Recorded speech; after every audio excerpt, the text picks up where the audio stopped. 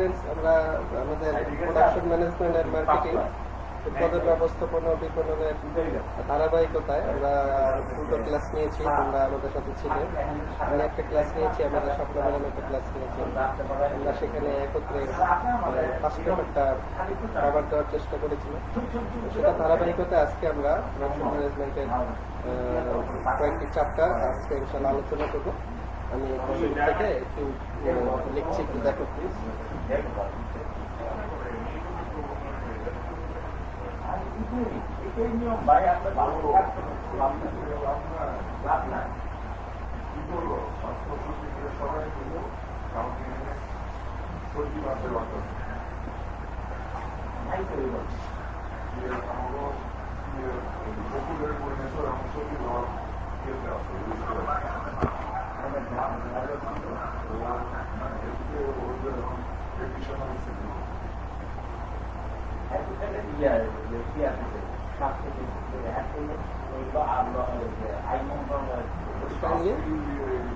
আমাদের সপ্তম অধ্যায় এবং নবম অধ্যায় আমরা আজকে মূলত প্রথমে আমরা শুরু করব।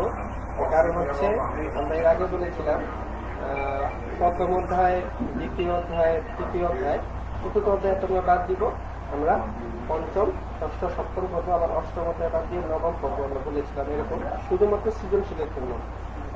কিন্তু নৈতিকের জন্য আমাদেরকে কিন্তু 10টা চ্যাপ্টার অটোমেটিক করতে হবে। কিন্তু আমরা আগে গত ক্লাসে আমরা ক্যালকুলেশন করে দিয়ে দেখিয়েছিলাম তোমাদেরকে যে কিভাবে আমাদের 26, 27 কনফার্ম করতে হবে। কিন্তু যাই হোক, আমরা আজকে সেই ধারাবাহিকতায় ইনশাআল্লাহ আমাদের সপ্তম অধ্যায়, নবম এবং নবম অধ্যায় আমরা শেষ করবো। এরপর সময় থাকলে অবশ্যই আমরা আবার একটু যেগুলো আমরা সৃজনশীলে অ্যাভয়েড করছি, কিন্তু যদি দরকার হয় তখন কি করবো, এই জন্য সেগুলো আমরা কিছু করার চেষ্টা করবো একে একে। আজকে একটু কাইন্ডলি তোমরা অবশ্যই যারা এখনো খাতা কলম হাতে নেই, কাছে নেই, খাতা কলম নিয়ে বসো।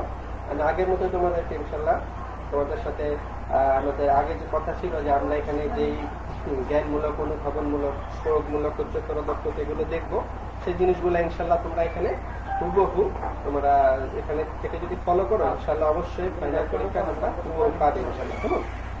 আমরা সপ্তম অধ্যায় সবার আগে আছি মান ব্যবস্থাপনা। আমাকে একটু সময় দাও, আমি লিখে নিই, এরপরে ইনশাল্লাহ আমরা বর্ণনা দিব।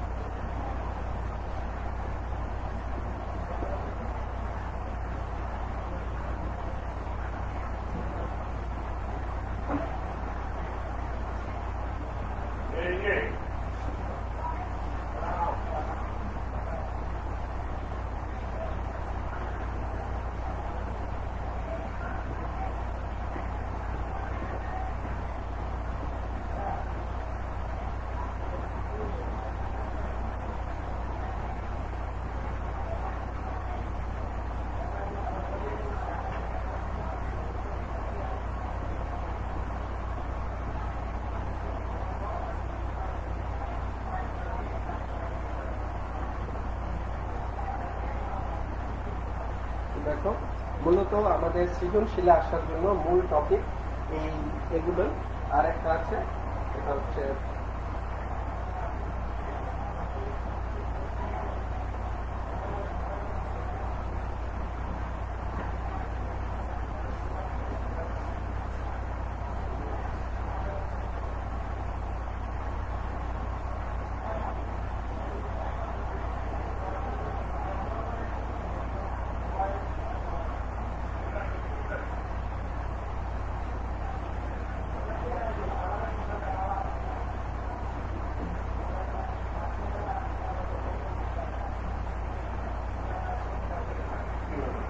আমরা একটু ধীরে ধীরে যাবো ইনশাআল্লাহ। দেখো, আমরা সবার আগে আমরা আসি মান ব্যবস্থাপনা বলতে কি বুঝি, এটা তোমাদের পথে আসে। কেমন? আমি গত ক্লাসের মতো বলে দিই, পথে আসার মধ্যে সবচেয়ে বেশি অথবা প্রতিরোধ ব্যয় কাকে বলে, অথবা মূল্যায়ন ব্যয় কাকে বলে, অথবা অভ্যন্তরীণ বিচ্যুতি ব্যয় কাকে বলে, অথবা বাহ্যিক বিচ্যুতি ব্যয় কাকে বলে, এই প্রশ্নগুলো পথে আসার মতো।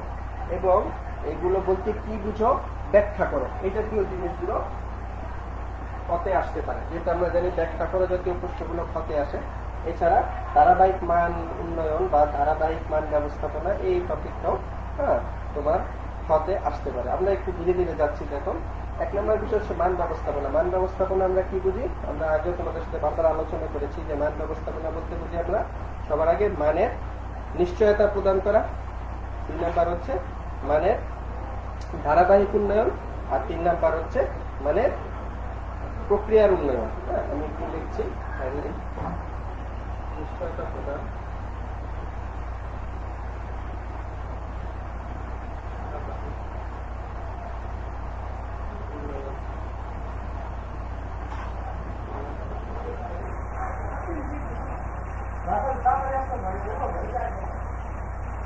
তাহলে স্টুডেন্টরা তোমরা দেখো আমরা তিনটা জিনিস লিখেছি।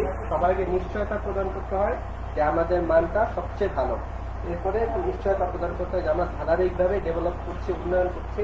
3 নাম্বার হচ্ছে আমাদের প্রক্রিয়াটা, প্রসেসটা কিছু ডেভেলপ করতে হয়। আমরা একটা একটা করে আসে যে কোনো প্রোডাক্ট আমরা বিক্রি করি, বাজারে আমরা অ্যাডভার্টাইজ দেখি, প্রত্যেকটা অ্যাডভার্টাইজ দেখি, সবাই একটা নিশ্চয়তা দেন যে আমার প্রোডাক্টটা সবচেয়ে ভালো, আমার প্রোডাক্টটা বেস্ট, আমার প্রোডাক্টটা 1 নাম্বার কাঁচামাল দিয়ে তৈরি, আমার প্রোডাক্টটা দেশের সেরা, বিশ্বের সেরা, নাম্বার 1, এই কথাগুলো বলে। তুমি একেবারে পলস থেকে ধরে, ইউনিলিভারের লাক্স থেকে ধরে, ইউনিলিভারের পেপসোডেন্ট থেকে ধরে, অথবা ম্যাগি স্যুপ থেকে ধরে যে কোনো প্রোডাক্টের অ্যাডভার্টাইজ, আমাদের বাংলাদেশের RSRM, DSRM যে রডের অ্যাডভার্টাইজগুলো হয়, আমাদের বাংলাদেশের বাচ্চাদের জন্য যে লোশনের অ্যাডভার্টাইজগুলো হয়, অথবা হরলিক্সের অ্যাডভার্টাইজগুলো হয়, অথবা মাল্টোভা বা ফুডের অ্যাডভার্টাইজগুলো হয়, সেগুলো সবাই দেখবা কোনো না কোনো ব্যাপারে নিশ্চয়তা দিচ্ছে।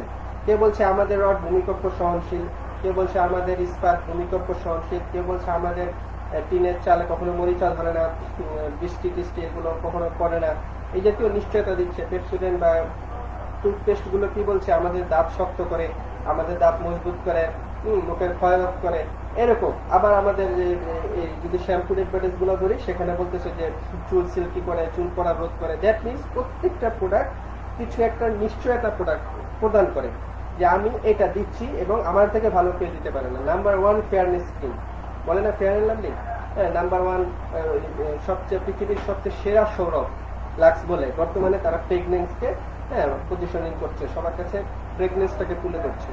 অথবা আমাদের সাবানে মিল্ক আছে, মিল্ক প্রোটিন আছে, ডাব বলতেছে। দ্যাট মিনস তুমি প্রত্যেকটা অ্যাডভার্টাইজ, আজকে পত্রিকাটা খুলো বা এখন টেলিভিশন অন করো, যত অ্যাডভার্টাইজ দেখবা কেউ না কেউ কোনো কিছু নিশ্চয়তা দিচ্ছে, অ্যাসিউরেন্স দিচ্ছে।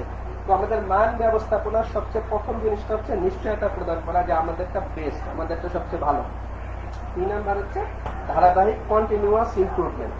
এটা খুবই জনপ্রিয় একটা টপিক এবং আমাদের হাই লেভেলে যখন তোমরা যাবা তখন দেখবে কন্টিনিউয়াস ইমপ্রুভমেন্ট সারাদিন। সবাই বলছে আপনি যে সার্ভিসটা 6 মাস আগে দিচ্ছেন, সেটা যদি এখন কিছুটা ডেভেলপ না করেন, কিছুটা উন্নয়ন না করেন, তাহলে কাস্টমার আপনার প্রোডাক্ট নিবে না। কারণ আপনার জায়গায় আরেকজন ঠিকই কোনো একটা ডেভেলপমেন্ট নিয়ে আসছে। যখনই কোনো সার্ভিস দাও, তুমি যখনই কোনো জায়গায় কোনো সার্ভিস পাচ্ছ, তোমরা দেখো ফেসবুক ব্যবহার করতেছি আমরা, এখন ফেসবুক লাইভে আসছি।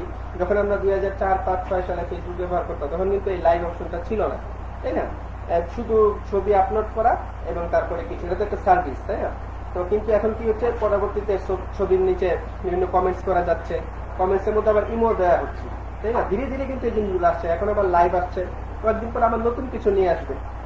দ্যাট মিনস তুমি দেখো 6, 7, 8 বছর আগে ফেসবুক ব্যবহার করে আমরা যে সমস্ত অপশনগুলো পেতাম, যে সমস্ত সুবিধাগুলো পেতাম, যে সমস্ত আমাদের বিভিন্ন আমরা আমাদের ফিলিংস গুলো এক্সপ্রেশন করতে পারতাম, এখন আরো নতুন নতুন নতুন নতুন তারা অ্যাড করছে। দ্যাট মিনস তারা প্রত্যেকটা দিন এটা নিয়ে গবেষণা চালিয়ে যাচ্ছে যে কিভাবে আমি ইমপ্রুভ করতে পারি, মানুষকে আরো বেশি সার্ভিস দিতে পারি। প্রোডাক্টের ক্ষেত্রেও প্রত্যেকটা প্রোডাক্ট, একটা সময় আমরা প্রায় আমাদের কম্পিউটারের কথা বলি, আমাদের মোবাইলগুলোর কথা বলি, যে প্রত্যেকটা দিন মোবাইলে নতুন নতুন ফিচার্স অ্যাড হচ্ছে। কারণ কি, এটা হচ্ছে এই 2 নাম্বার যেই আমাদের পয়েন্টস, সেটা দাবি, সেটা জোরালো ভাবে বলে যে এই যে আমাদের মান ব্যবস্থাপনা এই ধারাবাহিকভাবে উন্নয়ন করতে হবে। শুধুমাত্র একই ধরনের সার্ভিস যদি দিনের পর দিন দিতে থাকি, একই ধরনের কোয়ালিটি, একই ধরনের ফিচারে কোনো ডেভেলপ না করি, মানুষ আমারটা নেবে না। আমার কম্পিউটারে এসে নতুন 4-5টা ফিচার্স যোগ করে সে আমার প্রোডাক্টটা, আমার বাজেটটা খেয়ে নেবে। এই জন্য তোমাকে কন্টিনিউয়াসলি ডেভেলপ করতে হবে নতুন নতুন ফিচার্স দিয়ে। এটা কিভাবে করবা? কাস্টমারের সাথে জরিপ করে, কাস্টমারের কাছে জিজ্ঞেস করে, কাস্টমারের কাছ থেকে জেনে যে আপনি আরো কি চান, এই প্রোডাক্টে আরো কি অ্যাড হলে ভালো হতো।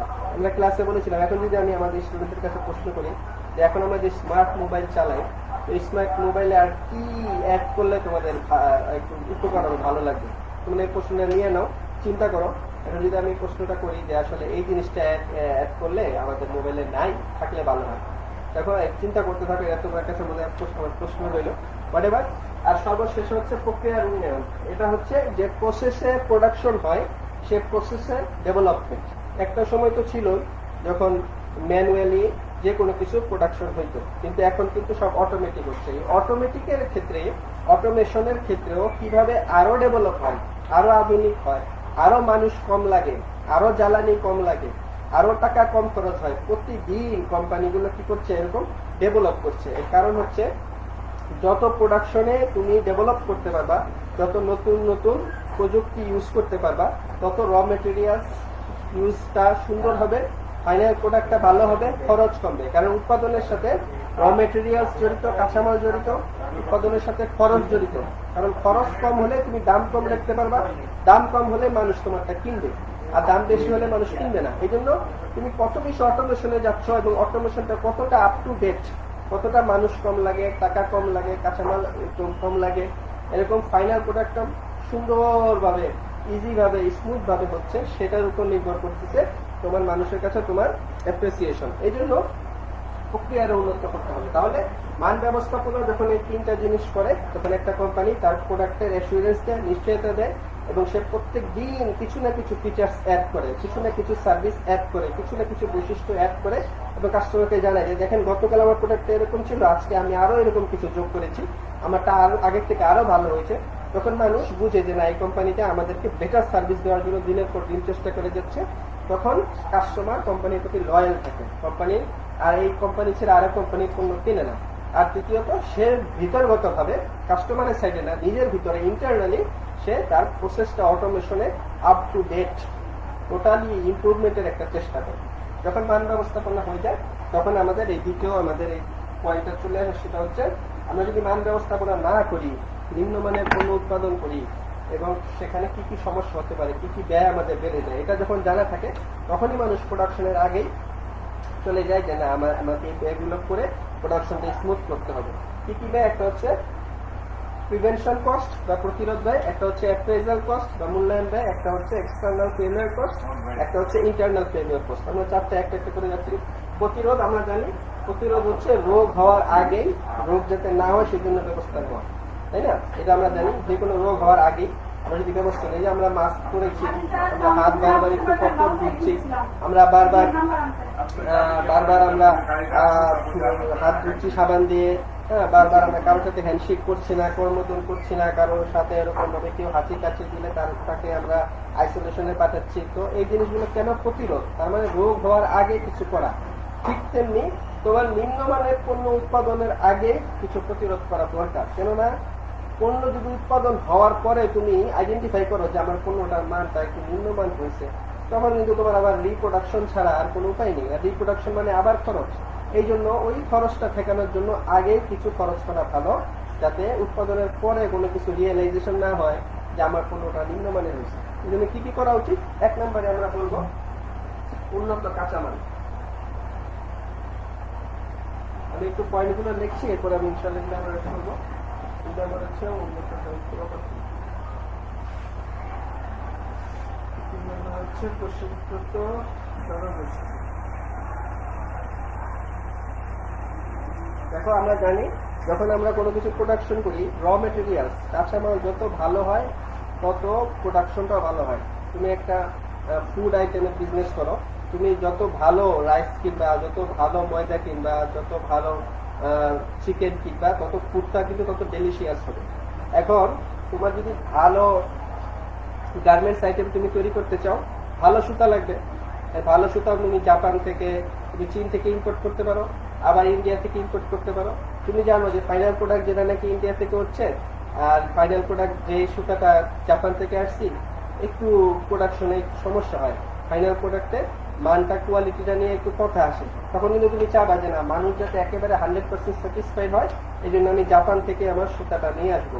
জাপান থেকে সুতা আনতে যে কস্টিং আর ইন্ডিয়া থেকে সুতা আনতে যে কস্টিং এক না। কিন্তু ফর এক্সাম্পল, একদম প্রতিদিন তুমি যদি সবজি এনে ভেজিটেবল তৈরি করতে চাও, আর তুমি যদি যেদিন কম সেদিন এনে তৈরি করতে চাও তারপর ফ্রিজে রেখে ভেজিটেবল বানাও, তখন কিন্তু দুইটার মধ্যে স্বাদে ব্যতিক্রম হবে, তোমার কাস্টমাররা ডিসস্যাটিসফাইড হবে।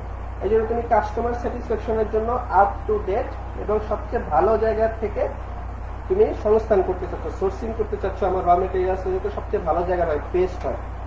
এই জন্য তোমাকে একটু খরচ করতে হবে ভালো র মেটেরিয়ালস এর জন্য, ভালো কাঁচামালের জন্য, কিন্তু এই খরচটা পরবর্তীতে কাস্টমার স্যাটিসফ্যাকশনের রূপ নিলে তোমার অটোমেটিক প্রফিট আসবে, এই খরচটা উঠে যাবে। কিন্তু তুমি খরচ কমানোর জন্য যদি সোর্সিং করো এমন একটা জায়গা থেকে যেখান থেকে র মেটেরিয়ালসটা খুব একটা ভালো না, কাঁচামালটা খুব একটা ভালো না, তখন কিন্তু ফাইনাল প্রোডাক্টটা একটু 19-20 হবে, কাস্টমার ডিসস্যাটিসফাইড হবে এবং তোমার বিক্রি আলটিমেটলি কমে যাবে। আমাদের মূল ফোকাস কিন্তু আমাদের বিক্রি বাড়ানোর ক্ষেত্রে। তো সেই জন্য উন্নত কাঁচামাল আর র মেটেরিয়ালস, ভালো র মেটেরিয়ালস দিয়ে ভালো ফাইনাল ফিনিশ গুড, সুন্দর ফিনিশ গুড বানানোর জন্য আমরা একটু আগে যেটা বললাম, অটোমেশন আমাদের ভালো হতে হবে, আমাদের মেশিনগুলো সবচাইতে আধুনিক হতে হবে, সবচেয়ে ভালো জায়গা থেকে যাতে আমরা সোর্সিং করতে পারি মেশিন, সেটাও নিশ্চিত করতে হবে। তো যখন তুমি উন্নত কাঁচামাল দিলা এবং উন্নত যন্ত্রপাতি আনলা, এখন এই যন্ত্রপাতিগুলো কে চালাবে?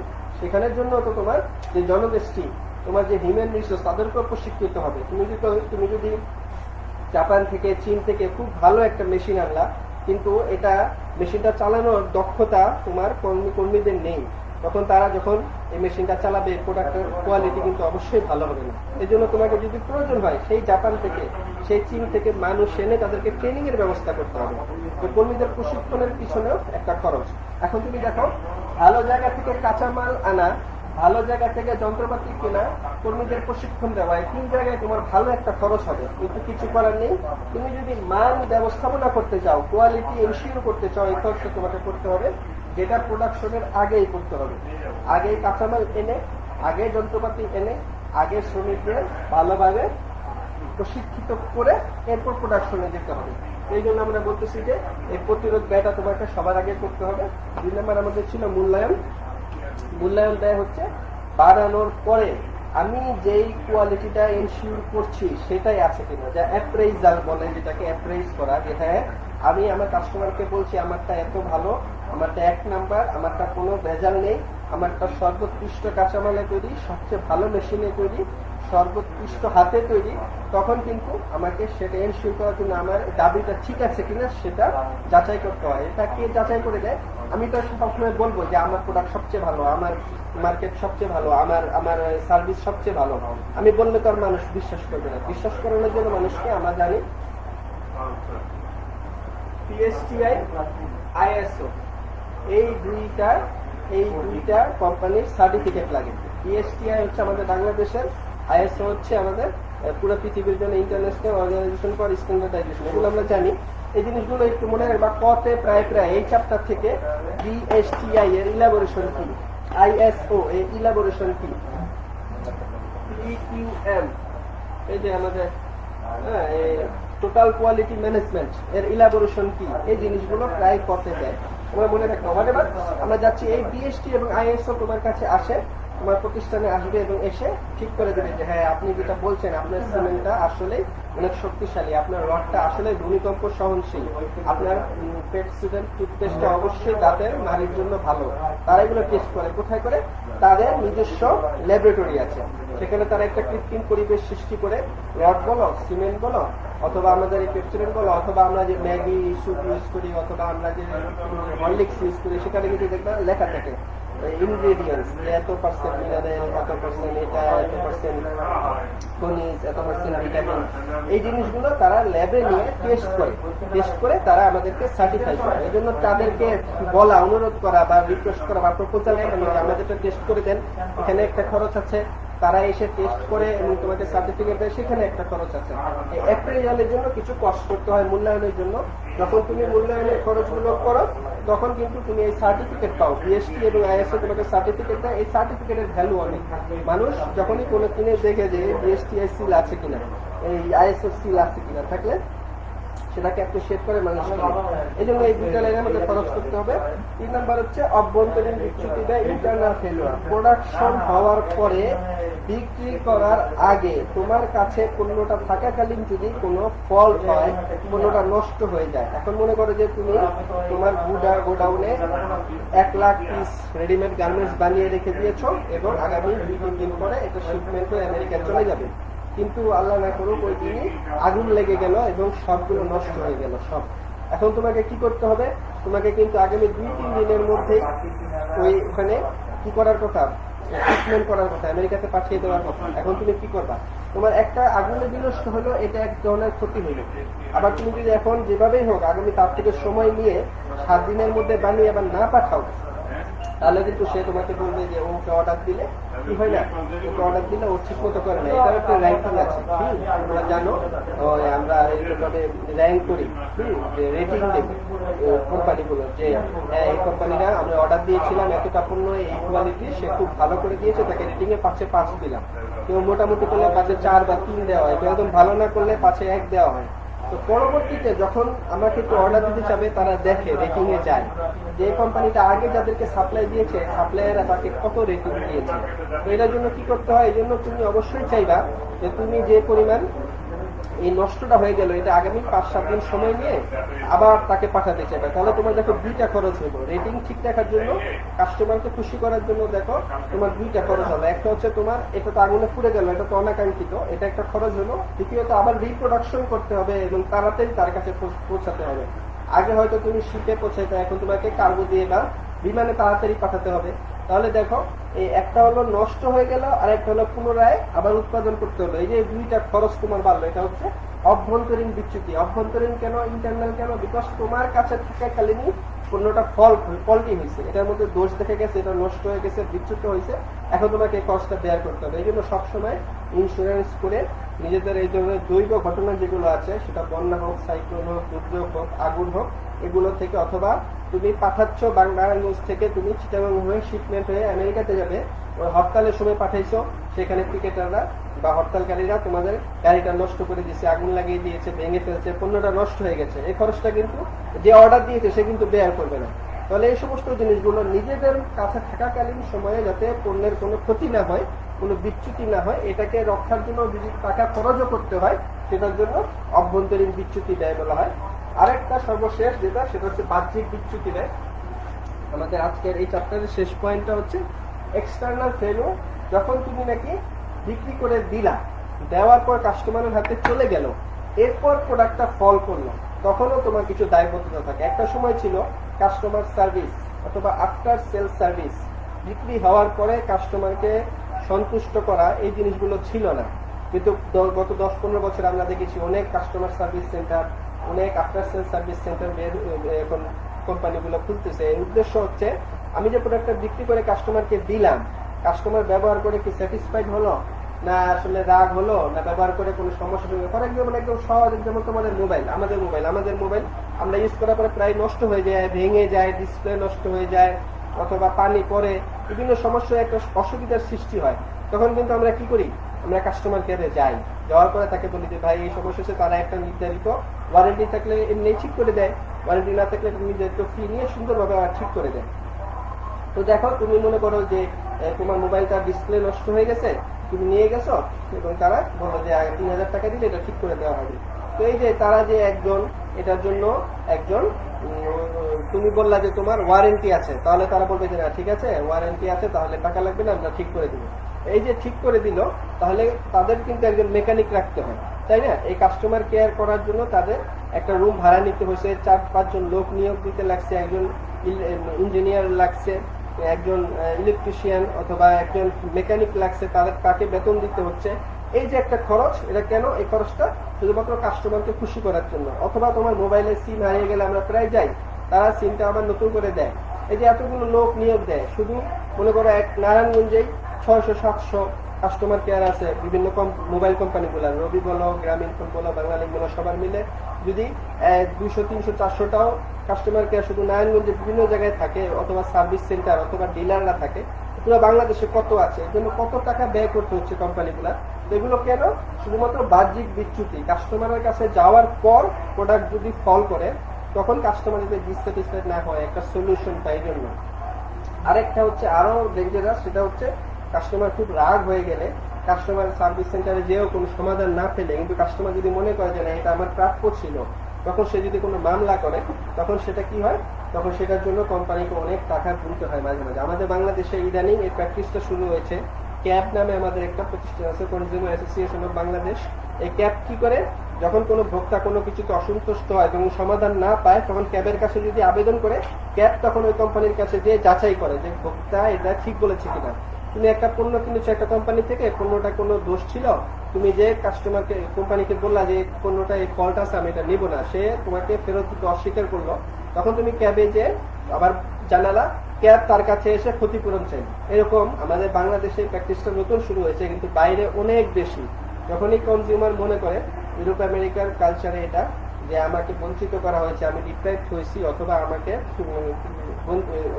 পণ্যটার ব্যাপারে, যে পণ্যটা তারা ওয়ারেন্টি দিয়েছিল, গ্যারান্টি দিয়েছিল, নিশ্চয়তা দিয়েছিল, সেটা এনশিওর করে নাই, তখন তারা কি করে, একটা মামলা করে, অথবা তাদের কনজিউমার অ্যাসোসিয়েশনের যে সংস্থা আছে তার কাছে আবেদন করে, তারা তখন তার কাস্টমারের পক্ষ হয়ে একটা ক্ষতিপূরণ দেয়। তাহলে তুমি মামলা হলে একটা ক্ষতিপূরণ দিতে হয়, অথবা ওয়ারেন্টি গ্যারান্টি যদি থাকে তখন সেখানে তোমাকে আবার নতুন করে ইনস্টল করে দিতে হয়।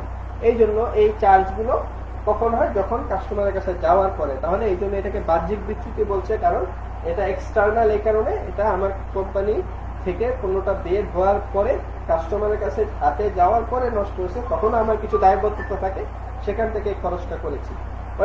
এই জন্য আমাদের এই চারটা জিনিস এখানে দেখো। এখন তোমাকে যখন কোনো উদ্দীপক দিবে, তুমি ক্রিয়েটিভ কোশ্চেনে দিবে, এরকম করে কিছু ঘটনা বলবে যে অমুক কোম্পানি, এক্সওয়াইজেড কোম্পানি একটা নতুন ব্যবসা শুরু করেছে, ব্যবসাটার জন্য তাদের নতুন নতুন আমেরিকা থেকে বা জাপান থেকে বা চায়না থেকে নতুন নতুন যন্ত্রপাতি আনতে হয়েছে।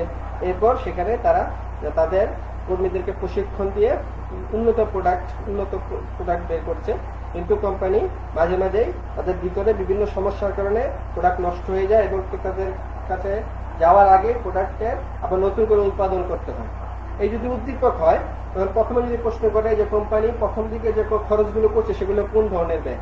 যেহেতু আমরা দেখলাম যে তারা চীন থেকে নতুন যন্ত্র আনছে, কর্মীদের প্রশিক্ষণ দিচ্ছে এবং এগুলোর জন্য খরচ করছে, তাহলে সেটা হচ্ছে প্রতিরোধ ব্যয়ের অন্তর্ভুক্ত। আবার যদি আমরা পরের ধাপে দেখি, ঘতে বলে যে তারা তাদের কোন সমস্যা সমাধানে কি করতে পারে, তারা আমরা দেখছি উদ্দীপকে বলা হইলো যে তারা তাদের কোম্পানির কাস্টমারের হাতে পণ্য দেওয়ার আগে কোম্পানির ভিতরে পণ্যগুলো বিভিন্নভাবে নষ্ট হচ্ছে, তখন তারা এটা কোন ব্যয়ের মধ্যে পড়বে, অভ্যন্তরীণ বিচ্যুতি ব্যয়ের মধ্যে পড়বে। তখন তারা আইডেন্টিফাই করতে হবে কি কারণে কোম্পানির পণ্যগুলো ফল্টি হচ্ছে, কি কারণে কোন জায়গায় যে সমস্যা হচ্ছে, এটা কি উৎপাদনের পরে প্যাকেজিং এ কোনো সমস্যা, না লেভেলিং এ কোনো সমস্যা, না কাস্টমারের কাছে যাওয়ার আগে ট্রান্সপোর্টেশনে গাড়িতে কোনো সমস্যা হচ্ছে, এগুলো আইডেন্টিফাই করে এগুলো সমাধান করবে, রাইট। তাহলে আমরা এই চ্যাপ্টার থেকে দেখলাম যে আমাদের এই মান ব্যবস্থাপনা থেকে ক এবং এই যে চারটা জিনিস, প্রতিরোধ দেয়, মূল্যায়ন দেওয়া, অভ্যন্তরীণ বিচ্যুতি, বাহ্যিক বিচ্যুতি, এগুলো থেকে ক এবং খ আসতে পারে। আর এই চ্যাপ্টার থেকে সৃজনশীলে গ ঘ উদ্দীপক আসার, আমাদের সিলেবাসে যেই টপিক গুলো আছে এই চারটা টপিক থেকেই আমাদের উদ্দীপক আসবে। এর বাইরে উদ্দীপক আমাদের সিলেবাসে নেই। আর আমি বারবার বলি, সিলেবাসের বাইরে থেকে জীবনও প্রশ্ন আসবে না। এই জন্য আমাদের এই সপ্তম চ্যাপ্টারে মনে রাখবা উদ্দীপক আসবে এই চারটা টপিক থেকে। এই জন্য এই চারটা টপিকের সংজ্ঞাটা মুখস্থ করা তোমাদের জন্য জরুরি, এবং উদ্দীপক করে আইডেন্টিফাই করে ফেলবা সাথে সাথে যে এটা কি প্রতিরোধ দেয়, না মূল্যায়ন, না অভ্যন্তরীণ বিচ্যুতি, না বাহ্যিক বিচ্যুতি। এটা গেলে আমাদের সপ্তম অধ্যায়। এখন আমরা নবম অধ্যায়ে যাবো, আর অষ্টম অধ্যায়টা আমরা সৃজনশীলের জন্য স্কেপ করবো, কিন্তু অবজেক্টিভের জন্য কিন্তু লাগবে, সেটা আমরা আমাদের পরে ভিডিওতে দেখাবো। এখন আমরা নবম অধ্যায়ে চলে যাচ্ছি, সেখানে সৃজনশীল নিয়ে একটা আলোচনা করবো। আমি তো লিখছি, তোমরা একটু কাইন্ডলি সাথে থাকো।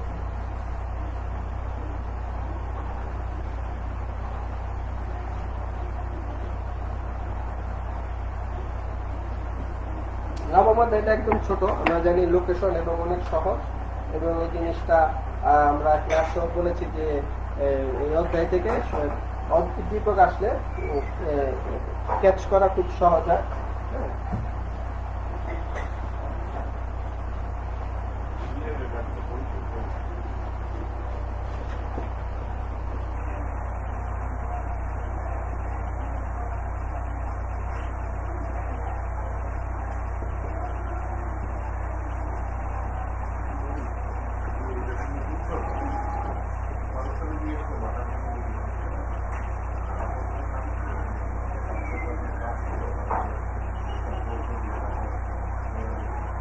দেখো এই তিনটা টপিক আছে আমাদের নবম অধ্যায়। সবার আগে ব্যবসার অবস্থান কাকে বলে, শহরী অবস্থান কাকে বলে, গ্রাম্য অবস্থান কাকে বলে, শিল্প এলাকা কাকে বলে। এর মধ্যে আছে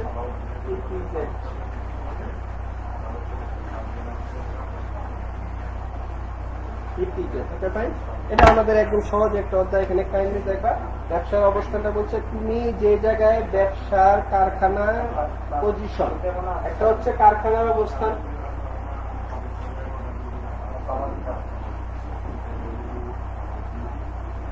আর একটা হচ্ছে বিক্রয়,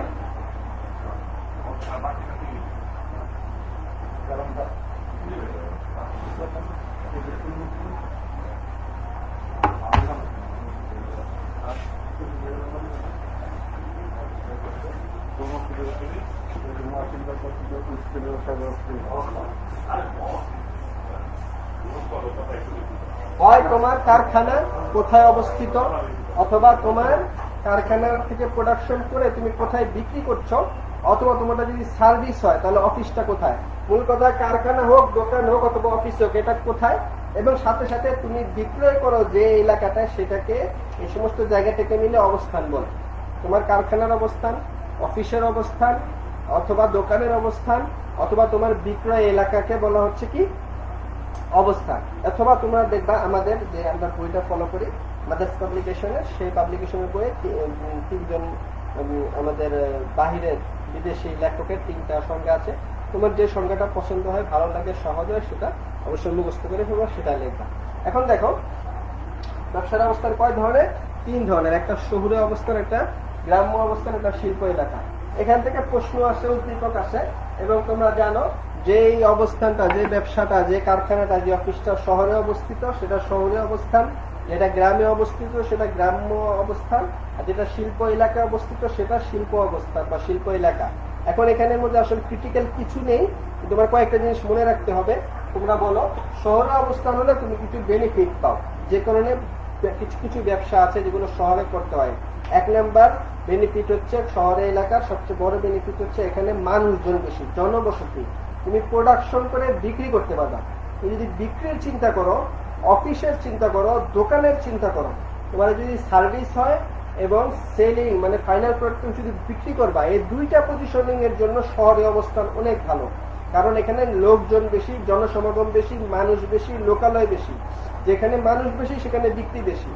কিন্তু সেখানে তুমি যদি প্রোডাকশন হয়, প্রোডাকশন ফ্যাসিলিটির জন্য কারখানাটা আসলে উপযুক্ত নয়। এবং আমরা জানিও শহরের এলাকায় কখনো কারখানা সরকার অনুমতি দেয় না, সরকার একটু দূরবর্তী এলাকা অথবা শিল্প এলাকায় দেয়। এই জন্য আমরা তাহলে ওখানে থাকছি যে আমরা বলছি যদি বিক্রির বিষয় হয়, বিক্রয়ের বিষয় এবং অফিসের বিষয়, তাহলে শহর হওয়া ভালো, কারণ শহরের জনসংখ্যা বেশি। দুই নাম্বার শহরের পরিবহন, ট্রান্সপোর্টেশনটা খুব ইজি হয়, খুব সহজে স্মুথলি এক জায়গা থেকে আরেক জায়গায় ট্রান্সপোর্টেশনটা হয় এবং মুভ করা যায়। এই জন্য আরেকটা বেশি ইম্পর্টেন্ট হচ্ছে এই পরিবহন। আরেকটা হচ্ছে খুবই ইম্পর্টেন্ট, সেটা হচ্ছে আমাদের আর্থিক প্রতিষ্ঠানের উপস্থিতি। হ্যাঁ, যে দেখো তোমরা বেশিরভাগ ব্যাংকগুলো শহরে অবস্থিত এবং বড় বড় ব্যাংকগুলো, এবং আমাদের ফর এক্সাম্পল শুধু আমাদের নারায়ণগঞ্জে নিতাইগঞ্জ ধরো, বাংলাদেশের এমন কোনো ব্যাংক নেই যে ব্যাংকের একটা শাখা নিতাইগঞ্জে নেই। কারণ কি, বাংলাদেশের যদি তিনটা বড় পাইকারি বাজার ধরা হয়, এর মধ্যে কিন্তু পুরো বাংলাদেশের মধ্যে নিতাইগঞ্জের নাম আসবে। সেখানে এত এত বড় বড় প্রতিষ্ঠান, কোটি কোটি কোটি টাকার লেনদেন হয় প্রতিদিন, সেখানে সব ব্যাংকগুলা। এবং এই ব্যাংকগুলা থাকার কারণে যেখানে বিক্রি হচ্ছে, সেলস বেশি হচ্ছে, আমরা একটু আগে বললাম, সেখানে কিন্তু সেটা শহরে হয়। এই কারণে ব্যাংকের অবস্থান, ব্যাংকে থাকার কারণে লেনদেনটা স্মুথ হয়, ইজি হয়, এবং সাথে সাথে লোন নিতে হলে এটা একটা উপকার হয়। অথবা তুমি যদি তোমার টাকাটা সেভিংস করতে চাও, আপাতত কিছু দিনের জন্য রাখতে চাও, সেখানেও ব্যাংক ছাড়া উপায় নেই। যেহেতু তো আমরা কোটি কোটি টাকা তো আর লাগেজ ভরে এক জায়গা থেকে আরেকজনকে দিতে পারবো না, আমাদেরকে ব্যাংক ছাড়া উপায় নেই। এই জন্য আমরা শহরে এলাকার তিনটা গুরুত্বপূর্ণ জিনিস অনেক আছে, তোমরা বই দেখবা 7-8টা সুবিধা আছে, অসুবিধাও আছে। আমরা সুবিধাগুলো এই জন্য করছি যে দেখো যেটা শহরে এলাকার সুবিধা সেটা গ্রাম্য এলাকার অসুবিধা, আর যেটা গ্রাম্য অবস্থানের অসুবিধা সেটা শহুরে অবস্থানের সুবিধা। এরকম একটা বিষয়, একটার অপোজিট হোয়াটএভার। তাহলে আমরা বলছি এক নম্বর হচ্ছে জনগণ বেশি শহরে অবস্থানে, দুই নম্বর হচ্ছে পরিবহন সুবিধা অনেক বেশি, আর তিন নম্বর হচ্ছে আর্থিক অবস্থানের উপস্থিতি বেশি। এগুলো অনেক হেল্প করে শহরে অবস্থানে। আর গ্রাম্য অবস্থানে যেটা হেল্প করে সেটা হচ্ছে গ্রাম্য অবস্থানে কিন্তু মানুষ বিক্রি প্রতিষ্ঠানও খুলতে চায় না, এবং সেখানে সার্ভিস সেন্টারও কম থাকে। তোমরা দেখবা আমরা যারা গ্রামের বাড়িতে যাই, গ্রামের বাড়িতে কিন্তু অত বড় বড় প্রতিষ্ঠানের দোকান নেই, শোরুম নেই, এবং সার্ভিস সেন্টারগুলো অত বড় বড় কোম্পানি সব শহরের কেন্দ্রিক। কারণ হচ্ছে সেগুলো ওইখানে লোকজন কম, এটা একটা মূল কারণ। এছাড়া কিন্তু গ্রাম্য অবস্থানে কিন্তু সুবিধা আছে। এক নম্বর হলো সেখানে কারখানাগুলো বেশি বেশি। এর কারণ কি, এখানে জমির দাম কম। জমির দাম কম হওয়ার কারণে তুমি যদি কোনো ফ্যাক্টরি প্রতিষ্ঠা করতে চাও, কারখানা স্থাপন করতে চাও, অবশ্যই তুমি গ্রামে করবা, এবং এটা সরকারও এনকারেজ করে। কারণ গ্রামে বায়ু দূষণ বলো, পানি দূষণ বলো, এই জিনিসগুলো আসলে শহরে একদম করা যাবে না। গ্রামে অনেক উঁচুতে যদি তোমার বায়ুর যে বিভিন্ন গ্যাসগুলো যে বের হয় প্রতিষ্ঠান থেকে, প্রোডাকশন ফার্ম থেকে, কারখানা থেকে, অথবা যে পানিটা আসে সেটা যদি শহরের মাঝখান দিয়ে প্রবাহিত করা সম্ভব না, সেজন্য সেগুলো যদি একদম কর্নারে হয়, গ্রামে হয়, তখন এই দূষণগুলো কম হয়। তো আমরা যেটা সেখানে ছিলাম সেটা হচ্ছে আমাদের অল্প টাকায় আমরা অনেক জমি পেয়ে যাই আমরা কারখানা স্থাপনের জন্য গ্রামে, এবং আরেকটা হচ্ছে লেবার অথবা শ্রমিক সংখ্যার আধিক্য থাকে হচ্ছে এই গ্রামে। এখানে অনেক মানুষ থাকে, কিন্তু তারা থাকে দরিদ্র শ্রেণী যারা কাজ করতে চায়, লেবার বা শ্রমিক শ্রেণী, সেখানে আধিক্য থাকে, বেশি থাকে, প্রাবল্য থাকে। তারা এসে কাজ করতে যায় এবং তুমি অল্প মজুরিতে তুমি তোমার লেবার পাচ্ছ, যে মজুরিতে হয়তো শহরে তুমি কারখানা করলে তুমি লেবার পাইতে না। এই জন্য এই মজুরি এগুলো, আর একটা হচ্ছে আমার জমি, এগুলো পাওয়া যায়, এবং এখানে অবাধ পানি পাওয়া যায়। পানির সাপ্লাইটা গ্রামে একটু বেশি শহরের তুলনায়। সেই জন্য এই আমাদের গ্রামের যদি অবস্থান হয় সেটা আমাদের অ্যাডভান্টেজ আছে। আর শিল্প এলাকায় অ্যাডভান্টেজ কি, শিল্প এলাকায় তোমরা জানো সরকারি এক্সপোর্ট রিলেটেড যত প্রতিষ্ঠান আছে, তোমাদের উদ্দীপ হবে যদি গার্মেন্টস রিলেটেড কোনো বিষয় বলে, তখন কিন্তু মনে রাখতে হবে যে গার্মেন্টস বলা মানেই হচ্ছে যে এটা এই শিল্প এলাকায় অবস্থিত। উদ্দীপক যদি গার্মেন্টস অথবা রপ্তানি মূলক কোনো প্রতিষ্ঠানের বর্ণনা দেয়, সাথে সাথে মনে রাখবা যে এটা ইপিজেড অথবা এই শিল্প এলাকায়। কারণ ইপিজেডে করার সরকারের মূল উদ্দেশ্য হচ্ছে এখান থেকে স্মুথলি প্রোডাকশন হবে এবং এটা সরাসরি বিদেশে চলে যাবে, এটা দেশে কোথাও সাপ্লাই হবে না। বিদেশে চলে গেলে কি হবে, বিক্রি হওয়ার পরে আমাদের দেশে আবার টাকাটা চলে আসবে, বৈদেশিক মুদ্রা অর্জন হবে। আবার ইপিজেড তোমরা যদি আমাদের নারায়ণগঞ্জে আদম যে ইপিজেডে যাও, বা ঢাকায় ইপিজেড, সাভার ইপিজেড, এগুলো যদি যাও দেখবা হাজার হাজার হাজার মানুষ কাজ করতেছে, একটা বিশাল কর্মসংস্থান হচ্ছে। ইপিজেডে করলে কি সুবিধা, তুমি যদি তোমার কোনো ফার্ম ইপিজেডে জায়গা পাও করার জন্য, সেখানে সুবিধা পাবা নীরব বিচ্ছিন্ন গ্যাস, নীরব বিচ্ছিন্ন বিদ্যুৎ প্রবাহ, এটা বড় সুবিধা। এবং ওইখান থেকে এক্সপোর্টে কিছু ট্যাক্স, কিছু ভ্যাট, এগুলো কিছু মাফ আছে, কিছু কম আছে। সরকার এগুলো প্রণোদনা দেয় এই উদ্দেশ্যে যে এরা যাতে বেশি বেশি এক্সপোর্ট করে। এখানে কিছু টাকা কম নিলেও, ট্যাক্স হিসেবে, ভ্যাট হিসেবে সরকার কিছু টাকা কম নিলেও, ওই যে এক্সপোর্ট হওয়ার কারণে যে বৈদেশিক মুদ্রা আসে সেটা আবার রিকভার হয়ে আরো বেশি থেকে যায়। এই জন্য সরকার শিল্প এলাকায় এই বেশি বেশি তোমাদের উৎসাহিত করে প্রোডাকশন প্ল্যান্ট করার জন্য, বিশেষ করে এক্সপোর্ট নির্ভর। আর যেগুলো লোকালে বিক্রি হবে সেগুলো ইপিজেডে স্থান পায় না। তাহলে আমরা বুঝলাম শহরের অবস্থানের কিছু উপকারিতা আছে, গ্রাম্য অবস্থানের কিছু উপকারিতা আছে, শিল্প এলাকার কিছু উপকারিতা আছে। এখান থেকে উদ্দীপক দিবে যে উনি গ্রামে একটা ভালো বিক্রয় সেল সেন্টার, বিক্রয় কেন্দ্র উনি স্থাপন করেছেন, কিন্তু বিক্রি বেশি না হয়, উনি শহরে যেতে চাচ্ছেন। তখন তুমি ইজিলি বলতে পারবা এটার মূল কারণ গ্রামের জনসংখ্যা কম, গ্রামের মানুষের আর্থিক এবিলিটি কম, আর্থিক তোমার কি বলে এবিলিটি, যেটা নাকি মানুষের সামর্থ্য, আর্থিক সামর্থ্যটা কম, যে কারণে তারা কিনছে না, এই জন্য তার বিক্রি কম হচ্ছে। তুমি যদি শহরে ট্রান্সফার হন, সেখানে মানুষও বেশি এবং মানুষের এবিলিটিও বেশি, সামর্থ্য বেশি, তারা বেশি কিনবে। তো এই জন্য সেল সেন্টারগুলো শহরে হওয়াটা উচিত। এই জাতীয় তোমার কথা লিখতে হবে। এই জন্য আমরা যেহেতু তিনটা জিনিস আসলেই সহজ এবং আমাদের আইডেন্টিফাই করা যায়, এবং আমরা উপকারিতাগুলো করলে আমাদের পক্ষে কিন্তু সম্ভব হবে কি করা, আমাদের পক্ষে সম্ভব হবে তোমার অবস্থা বুঝে, কখনো গ্রামে কখনো শহরে। আরেকটা বিষয় হচ্ছে কাঁচামালের বিষয়। কোনো জিনিসের র মেটেরিয়ালস যদি বা বিদেশ থেকে আমদানি করতে হয়, তখন তো ট্রান্সপোর্টেশন ভালো হয়, শহর হয়ে যেতে হয়। কাঁচামালের আধিক্য যেখানে, সেখানে তোমার প্রোডাকশন প্ল্যান্ট করাটা ভালো। এই আমাদের নবম অধ্যায় গেল। তাহলে আমরা একটু রিভিউ করি, আমাদের সময় অল্প কিছু আছে, আমরা একটু রিভিউ করি। দেখো, আমরা প্রথম আর দ্বিতীয় অধ্যায়টা আমি তোমাদের ওই দিন করিয়েছি, তৃতীয়, পঞ্চম, ষষ্ঠ অধ্যায় তোমাদের শাপলা ম্যাডাম দেখিয়ে দিয়েছেন খুব সুন্দরভাবে, এবং আজকে সপ্তম এবং নবম দেখলাম। আমাদের যে উদ্দেশ্যগুলো ছিল যে আমরা এগুলো করে কি করব, আমাদের সৃজনশীল গুলো ইনশাল্লাহ 60টা থেকে 60টা তো পাবাই, 8টাও তুমি পেতে পারো তোমার সৃজনশীল, তখন একটা সহজ হয়ে যাবে, কিন্তু বাকি 3টা থেকে সৃজনশীল আসবে। সেজন্য আমি আজকে তোমাদেরকে সংক্ষেপে ওই সৃজনশীল গুলো দেখে দিব। তবে সাথে সাথে মনে রাখতে হবে এইগুলোর অবজেক্টিভের ব্যাপারটাও মনে রাখতে হবে তোমার। এই জন্য আমি তোমাদেরকে শুরু করি, দেখি কোথায় শেষ করা যায়। আমাদের তো আসলে একটার কাছাকাছি সময় শেষ করে দিতে হবে। এই জন্য আমরা আজকে 4র্থ অধ্যায় দিয়ে একটু শুরু করছি। 4র্থ অধ্যায় কি আছে?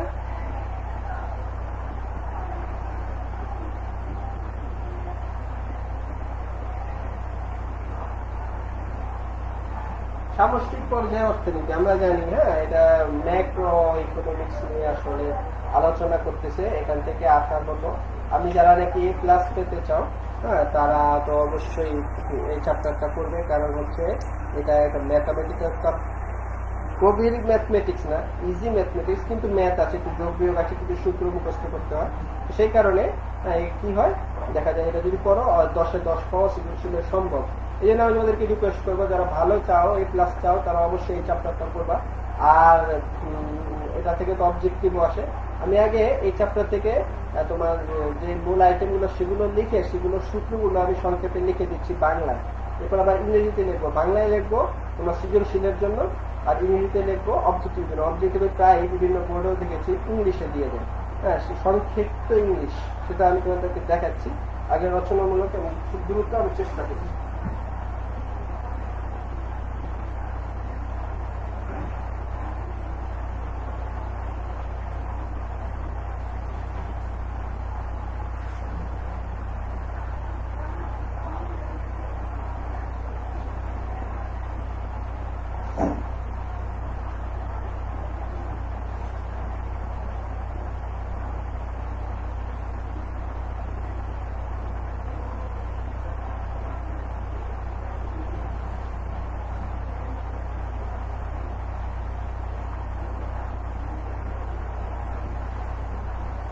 আশা করি বোঝা যাচ্ছে।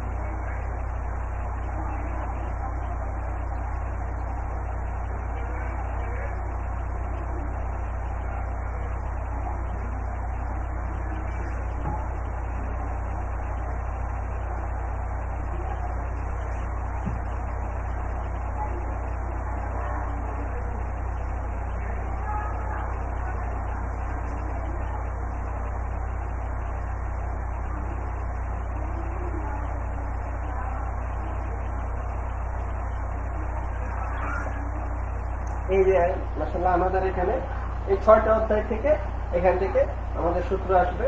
তোমাদের বই বিভিন্নভাবে বিভিন্ন সূত্র লেখা, কিন্তু সবকিছু লিস্ট এখানে আমি দিয়ে দিয়েছি, তোমরা একটু কাইন্ডলি দেখে নাও। আমরা মোট দেশজ উৎপাদন, ভোগ ব্যয় প্লাস বিনিয়োগ ব্যয় প্লাস সরকারি ব্যয়, নিট দেশজ উৎপাদন, মোট দেশজ উৎপাদন থেকে অবচয় বাদ, আবার মোট জাতীয় উৎপাদন, ভোগ ব্যয় বিনিয়োগ ব্যয় সরকারি ব্যয় প্লাস রপ্তানি বিনিয়োগ আমদানি নিট জাতীয় উৎপাদন মোট জাতীয় উৎপাদন থেকে অবচয় বাদ দিলে, জাতীয় আয় নিট জাতীয় উৎপাদন থেকে পরোক্ষ কর, হস্তান্তর ব্যয় আর সরকারি উদ্বৃত্ত আয় বাদ দিবে, ভর্তুকি যোগ করবে, আর মাথাপিছু আয় মোট জনসংখ্যা দিয়ে মোট জাতীয় আয়কে ভাগ করলে মাথাপিছু আয় পাওয়া যাবে। এখন দেখো এটা আমি ইজি করে দিচ্ছি। দেশের উৎপাদন কোনটা, এটা কিন্তু কতে, প্রত্যেকটা জিনিস কতে আসতে পারে। কাকে বলে? দেশের উৎপাদন হচ্ছে একটি দেশের অভ্যন্তরে যে পণ্য উৎপাদন হয় তাদের মোট আর্থিক মূল্যকে, একটি দেশের অভ্যন্তরে দেশের জনগণের দ্বারা কেমন এবং বিদেশের জনগণের দ্বারাও, দুইটাই যে দেশের উৎপাদনে আসে। কারণ এখানে দেশের অভ্যন্তরে হইলেই হবে, দেশীয় নাগরিকরা উৎপাদন করুক চাই বিদেশের নাগরিকরা উৎপাদন করুক, দেশের অভ্যন্তরে যা উৎপাদন হয় সে সমস্ত দ্রব্য পণ্যের সেবার মোট মূল্যকেই জাতীয় দেশজ উৎপাদন বলে। সেটা থেকে অবচয় বাদ দিলেই নিটটা পাওয়া যায়। নিট মানে আমরা জানি, নিট মানে অবচয়টা বাদ দিলে নিট পাওয়া যায়। এরপরে দেখো জাতীয় উৎপাদনে কাকে বলে, এটা হচ্ছে কোন দেশের জনগণ, দেশের ভিতরে হোক দেশের বাহিরে হোক, যা উৎপাদন করে তার আর্থিক মূল্যকে বলে জাতীয় উৎপাদন। সেখানে রপ্তানি এবং আমদানি এই দুইটা নতুন দুটো জিনিস, এখানে রপ্তানিটা যোগ হয়, আমদানিটা বিয়োগ হয়। আর নিট জাতীয় উৎপাদন কি, অবচয় বাদ দিতে হয় মোট জাতীয় উৎপাদন থেকে। জাতীয় আয় নিট জাতীয় উৎপাদনের সাথে এই তিনটা জিনিস বিয়োগ করে একটা যোগ করতে হয়।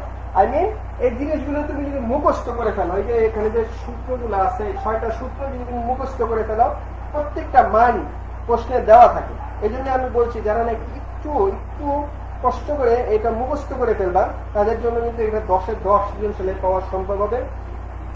ভোগ ব্যয়, বিনিয়োগ ব্যয়, সরকারি ব্যয়, দেশের উৎপাদন, রপ্তানি, আমদানি, অবচয়, যা বলো সবকিছুর মান প্রশ্নে দেওয়া থাকে। তোমাকে খালি মুখস্থ করে ওই মানটা বসিয়ে যোগ বিয়োগ করে দিলে ইজি হয়ে যায়। এটা গড় জন্য। আর ঘতে কি হয়, ঘতে দুইটা দেশের তথ্য দিয়ে দেয় অথবা এক দেশের 2 বছরের তথ্য দিয়ে দেবো, তুলনা করতে বলে। তাহলে তুমি তুলনা করলে দুই দেশের একই জিনিস বের করবা এবং তুলনা করবা। যার বেশি হয় নিট জাতীয় উৎপাদন হোক চাই দেশের উৎপাদন হোক চাই মাথাপিছু উৎপাদন হোক চাই মাথাপিছু আয় হোক চাই জাতীয় আয় হোক, যেটাই হোক, যার বেশি হবে তাকে তুমি অ্যাপ্রিসিয়েট করবা, তাকে ভালো বলবা। তাহলে গ ঘর ক্ষেত্রে দুইটার ক্ষেত্রে আসলে সূত্রগুলাই মূল, এবং এখানে মাত্র 6টা সূত্র। এগুলো তুমি যদি একদিন ভালো করে বসো মুখস্থ হয়ে যাবে এবং 3-4টা বোর্ড সলিউশন করলে একদম ইজি হয়ে যাবে। হ্যাঁ, আমি এখন ইংরেজিতে এগুলো একটু লিখে দিচ্ছি সংক্ষিপ্ত ভার্সন। হ্যাঁ, একদম সিরিয়াল মতে আমি লিখে দিচ্ছি যাতে অবজেক্টিভে তোমাদের কোনো মিস না হয়।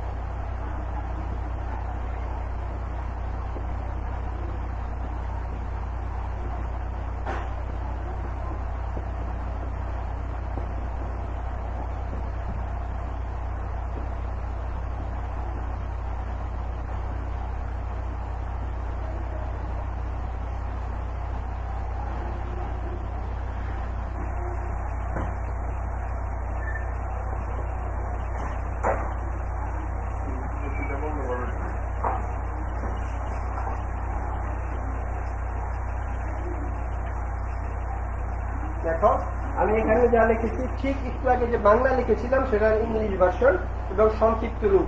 কেন ইংলিশ ভার্সন লিখলাম, কারণ আমরা আগেও বলেছি সৃজনশীলে সব বাংলায় আসে, কিন্তু এই চ্যাপ্টার থেকে অবজেক্টিভে যখন দিয়ে দেয় তখন ইংরেজিতে দিয়ে দেয়, এবং ইংরেজিতেও আরো যেটা করে সেটা হচ্ছে পূর্ণ রূপ দেয় না, সংক্ষিপ্ত রূপ দিয়ে দেয়। কিন্তু তুমি যদি ওই আগের বাংলাটা আমাদের তুমি একটু স্ক্রিনশট নিয়ে নিতে পারো, একটু আগে যে বাংলাটা লিখেছি সেখানে দেখবা ওই প্রথমে মোট দেশজ উৎপাদন লিখেছি, এটা সংক্ষিপ্ত রূপে এটা জিডিপি, গ্রস ডোমেস্টিক প্রোডাক্ট, এবং ভোগ ব্যয়, বিনিয়োগ ব্যয়, সরকারি ব্যয়, কনজাম্পশন, ইনভেস্টমেন্ট, গভর্নমেন্ট। এরপরে নিট দেশজ উৎপাদন কি, মোট জাতীয় উৎপাদন থেকে, মোট দেশজ উৎপাদন থেকে অবচয়টা বাদ দিলেই হয়। এই ডিসি মানে ডেপ্রিসিয়েশন কস্ট, অবচয়।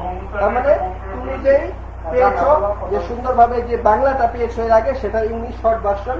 জিএনপি হচ্ছে মোট জাতীয় উৎপাদন, ভোগ ব্যয়, বিনিয়োগ ব্যয়, সরকারি ব্যয়, এক্স হচ্ছে এক্সপোর্ট রপ্তানি, এম হচ্ছে ইম্পোর্ট আমদানি।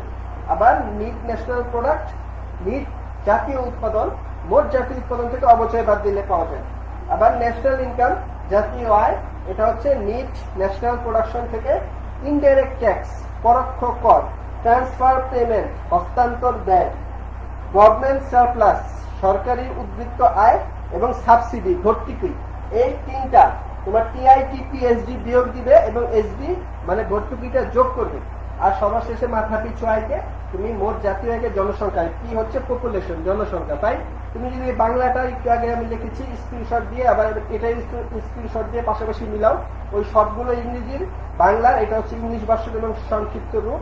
অবজেক্টিভে প্রায় এটা দিয়ে দেয়, বলে সূত্রটি নিচের কোন সূত্রটি সঠিক, নিচের কোন সূত্রটি ভুল, অথবা কোন এই ও যোগ বিয়োগ দেখিয়ে তারা বিভিন্ন অবজেক্টিভ দেয়। এটা তোমার যারা নাকি A+ প্রত্যাশী ভালো মার্কস চাও তাদের এটা মুখস্থ করা খুব জরুরি, নাহলে অবজেক্টিভে 26-27 না পাইলে তুমি সৃজনশীল যতই ভালো ডকুমেন্ট হেল্প হবে না।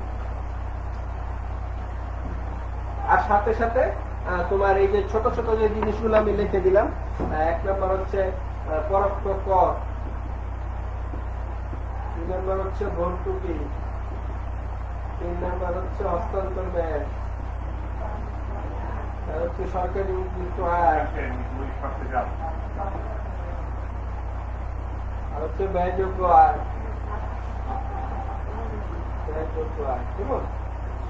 এখন এই জিনিসগুলো হচ্ছে তোমার কতে অথবা ক্ষতে আসতে পারে। হ্যাঁ, যেগুলো অবশ্যই দেখবা পরোক্ষ কর কাকে বলে, আমরা ওই যে আমাদের আয়ের কর বাদে ইনকাম ট্যাক্স সেটা বাদে যেগুলো দিই সবই ইনডাইরেক্ট ট্যাক্স। ভর্তুকি হচ্ছে সরকার কোনো অনগ্রসর অথবা কোনো ক্ষতির সম্মুখীন এমন কোনো খাতকে যখন আগানোর জন্য কিছু টাকা দেয় এবং সেটা ক্ষতি পুষিয়ে ওঠার জন্য সাহায্য করে, সেটাকে ভর্তুকি বলে। হস্তান্তর ব্যয় হচ্ছে সরকার যে সমস্ত তোমার যেসব না হস্তান্তর ব্যয় হচ্ছে যে সমস্ত আয়গুলো কোনো রকমের পরিশ্রম ছাড়া এরকম পাওয়া যায়, আর্থিক কোনো কাজ শারীরিক কোনো কাজ লেনদেন ছাড়া যে সমস্ত আয় হয়, এটা আমরা বলেছিলাম বয়স্ক ভাতা, এরকম বেকার ভাতা, এরকম সমাজের কোন শ্রেণীকে যদি সরকার দিতে চায় কোনো ভাতা দেয়, হ্যাঁ দরিদ্র ভাতা, সেগুলো এটার মধ্যে পড়ে। আর সরকারি উদ্বৃত্ত আয় হচ্ছে সরকার যে সমস্ত বিজনেস করে, আমাদের যে বিআরটিসি বলো, আমাদের সরকারি ব্যাংকগুলা বলো, আমাদের বাংলাদেশ বিমান বলো, রেলওয়ে বলো, ডাক বিভাগ বলো, গ্যাস লাইন, বিদ্যুৎ লাইন, যেই লাইনই বলো, মানে সরকার যে সমস্ত ব্যবসাগুলো করতেছে সেখান থেকে যে প্রফিট হয় সেই জিনিসগুলো এই উদ্বৃত্ত আয় হয়। আর ব্যয়যোগ্য আয় হলে মানুষের আয়ের যে অংশটা ব্যয় হয় সবগুলো কিন্তু মানুষ করতে পারে না, কারণ মানুষ তার আয়ের সব কি ব্যয় করতে পারে না, কারণ তার ওই আয়ের একটা অংশ কিন্তু সরকারকে ট্যাক্স হিসেবে দিয়ে দিতে হয়, সেটা সেই ইচ্ছা করলে ব্যয় করতে পারবে না। ওইটা বাদ দিলে যেটা থাকে সেটাকে ব্যয়যোগ্য আয় বলে। তো সব মিলিয়ে আমরা দেখলাম যে এইগুলো কতে আসতে পারে এবং কতে আর গতে অবশ্যই অঙ্কটা আসবে।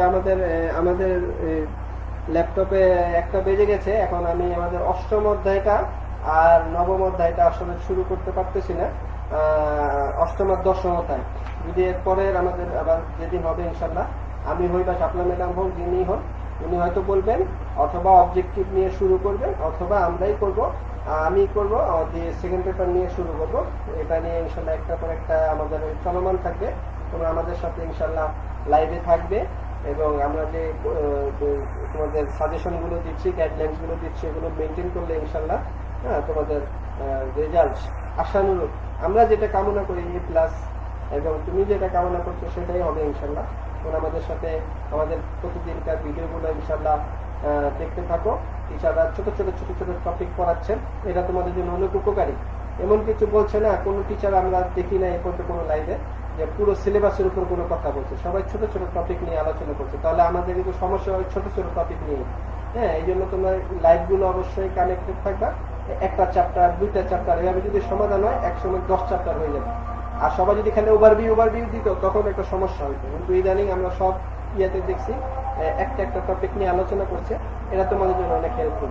তোমরা অবশ্যই ভিডিওগুলো দেখতে থাকো এবং আমাদের সাথে থাকো। আশা করি সবাই ভালো থাকবে ইনশাল্লাহ। সবাই দোয়া করো। আল্লাহ হাফেজ।